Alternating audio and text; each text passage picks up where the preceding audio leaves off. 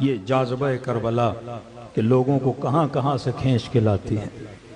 ہو سکتا ہے کسی کے ذہن میں سوال پیدا ہو کہ یہاں جب کوئی مر جاتا ہے تو مرنے کے بعد ہم اس کا ختمہ کرتے ہیں کہ 30واں ہے، 40واں ہے، 20واں ہے، لیکن ہو سکتا ہے کسی بچے کے ذہن میں سوال ہو یا کوئی آپ سے پوچھے بھئی شہادت ابا عبداللہ 10 محرم کو ہے، آپ پہلی سے مجلس کیوں مناتے ہیں؟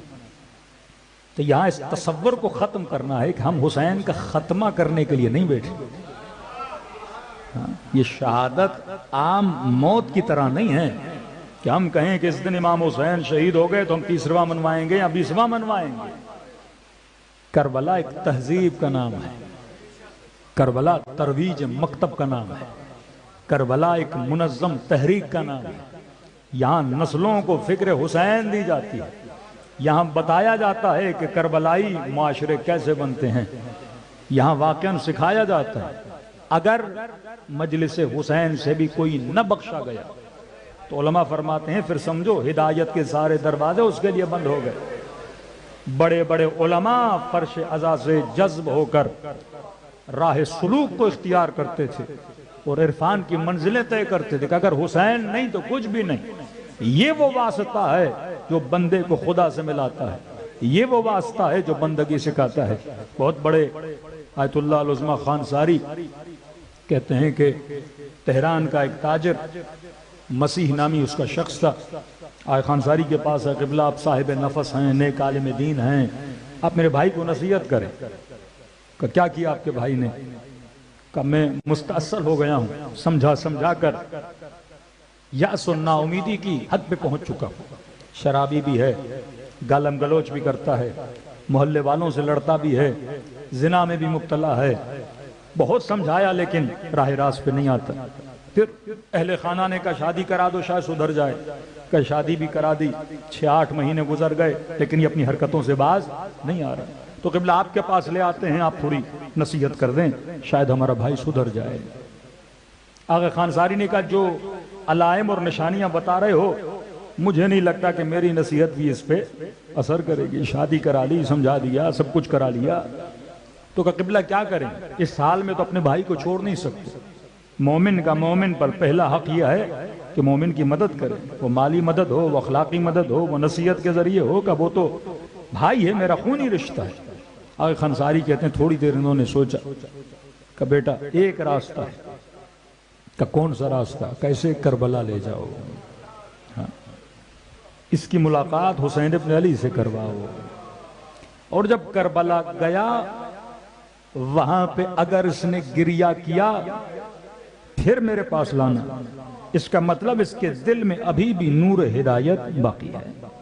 لیکن اگر کربلا گیا اور اس کی آنکھوں سے آنسو نہیں نکلا تو کہا پھر اسے اپنے حال پہ چھوڑ دو، کیونکہ حسین کے پاس جانے کے بعد بھی اگر ہدایت نہ ملے تو سمجھو اب اسے کبھی ہدایت مل نہیں سکتی۔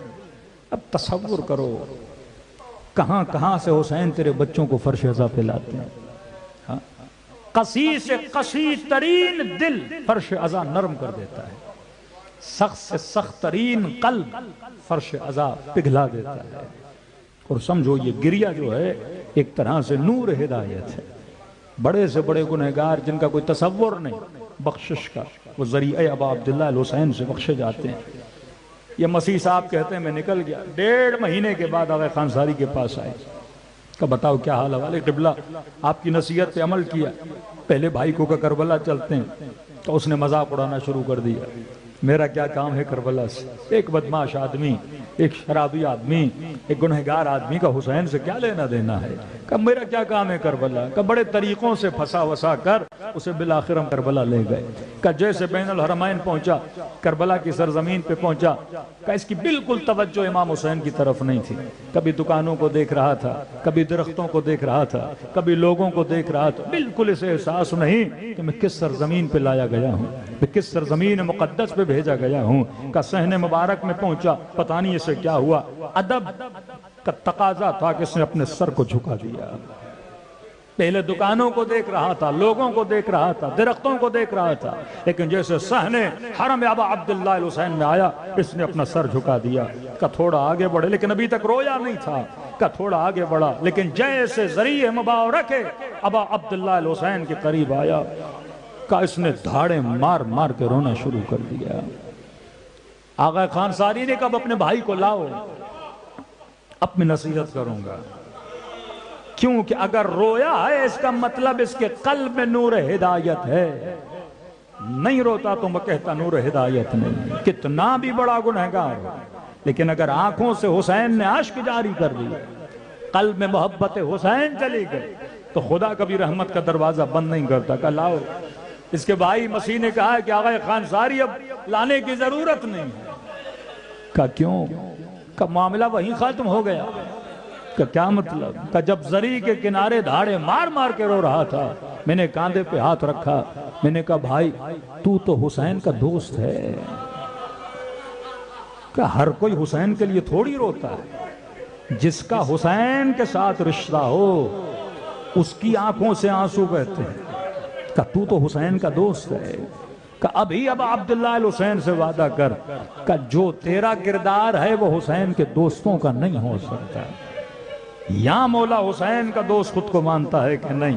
محبت حسین تیرے دل میں ہے کہ نہیں؟ اگر ہے تو مولا سے وعدہ کر۔ کہ قبلہ اسی وقت بھائی نے زری پہ ہاتھ رکھا اور وعدہ کیا کہ مولا انی سلم لمن سالمکم وحرب لمن حاربکم، کوئی ایسا عمل نہیں کروں گا جس سے مولا آپ کا دل دکھے، واقعاً میرے وجود میں رنگ حسین نظر آنا چاہیے۔ یہ جذبہ حسین ابن علی ہے۔ کہاں سے حسین کس کو کہاں سے کھینچ کے لاتے ہیں۔ کتنے بڑے عالم دین آیت اللہ العظمہ قاضی طباطبائی، جو استاد ہیں آغا بہجت کے، جو استاد ہیں آغا صاحب کتاب المیزان کے، آغا خوئی کہتے ہیں کہ جب ان کے گھر جاتے تھے کتنا ادب، کتنا احترام، کہتے تھے جتنے لوگ آج آپ اربعین امام حسین پہ جاتے ہیں، کئی عراقی آپ کے جوتوں کو پالش لگاتے ہیں۔ اس زمانے میں ایسا کوئی سلسلہ تو تھا نہیں، لیکن کہتے ہیں آغا قاضی کہ گھر میں جب مجلس ابا عبداللہ الحسین ہوتی تھی، جتنے عزادار آتے تھے کہتے اپنی ابا سے ان کے جوتیوں کو صاف کرتے تھے، ان کی مٹی کو، ان کی دھول کو دور کرتے تھے کہ یہ وہ خیمہ حسین ہے، یہاں سے خدا کوئی رزق دے گا تو حسین کے عزاداروں کی خدمت کے ذریعے سے رزق دے گا۔ آغا خوئی کہتے ہیں میں احتراماً ادباً، بعض لوگ مذاق اڑاتے تھے آغا قاضی کا، اتنے بڑے عالم آپ کیا کر رہے ہیں؟ کہ تجھے نہیں پتا یہ میں ان کی جوتیوں کو صاف نہیں کر رہا، یہ محبت حسین ہے جو مجھے یہ کروا رہی ہے، انسان کو خاضع بناتی ہے۔ آغا خوئی اتنے بڑے مجتہد کہتے ہیں میں اپنی جوتیوں کو بغل میں ڈال کے جاتا تھا کہیں یہ میری جوتیوں کی دھول کو صاف نہ کرے۔ بڑے بڑے علماء آغا بہجت کے استاد کے لیے بھی مشہور ہے، کہتے ہیں کہ جب یہ بوڑھے تھے، زیادہ کھڑے نہیں ہو سکتے تھے، کمر جھکا نہیں سکتے تھے، کہتے تھے عزادار آتے تھے کرسی لگا دیتے تھے، عزاداروں کی جوتیوں کو سیٹ کرتے تھے اور ساتھ میں ایک سماور جو ایرانی چائے ہوتی ہے وہ رکھتے تھے، جو بھی عزادار جاتا تو اسے ایک کپ چائے کا دیتے تھے۔ کہتے تھے میں جھک تو نہیں سکتا لیکن حسین کے عزاداروں کو سبیل تو پلا سکتا ہوں، حسین کے عزاداروں کو چائے تو دے سکتا ہوں۔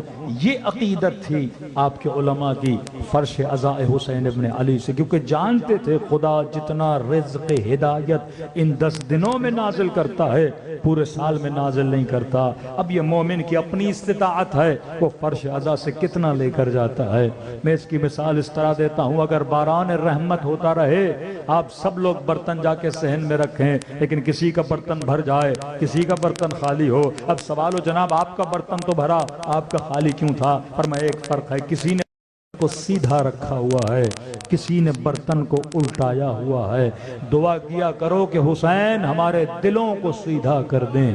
جب دل سیدھے ہو جاتے ہیں تو رزق معرفت ابا عبداللہ الحسین ان دلوں پہ نازل ہوتا ہے، اور جب دل پاک ہوتا ہے تو حدیث معصوم ہے کہ جو مؤمن ابا عبداللہ الحسین سے محبت کرتا ہے تو گویا خدا نے قبر حسین اس مومن کے دل کو بنا دیا ہے۔ صلوات پڑھے محمد و آل محمد۔